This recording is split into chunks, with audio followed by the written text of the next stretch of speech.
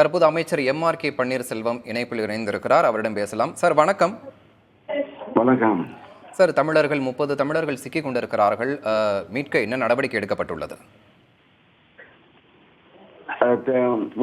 இங்கே சிதம்பரத்திலிருந்து அவருடைய உறவினர்கள் கூறியிருக்கிறாங்க. இங்கே மாவட்ட நிர்வாக கலெக்டர்களும் அதே முதலமைச்சருடைய அலுவலகத்துக்கு தொடர்பு கொண்டு அவர்களை மீட்பதற்கு நடவடிக்கை எடுக்க வேண்டும் என்று கோரிக்கை வைத்தவுடன் அவர்கள் முதலமைச்சருடைய அறிவிப்புக்கு இணங்க முதலமைச்சருடைய செயலாளர்கள் மற்றும் தலைமைச் செயலாளர்கள் அந்த மாநில தொடர்பு கொண்டு அவர்கள் பத்திரமாக நல்ல பாதுகாப்பான இருக்கின்றார்கள் என்ற ஒரு செய்தியை கூறியிருக்கிறார்கள்.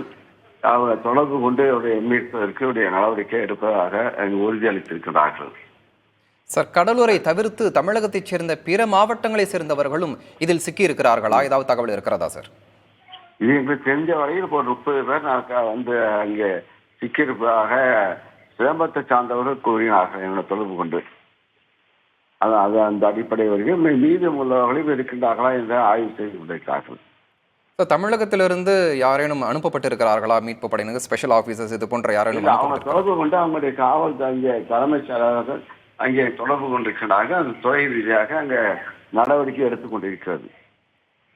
தகவலுக்கு நன்றி சார். இணைப்பில் இணைந்து பகிர்ந்தமைக்கு நன்றி சார்.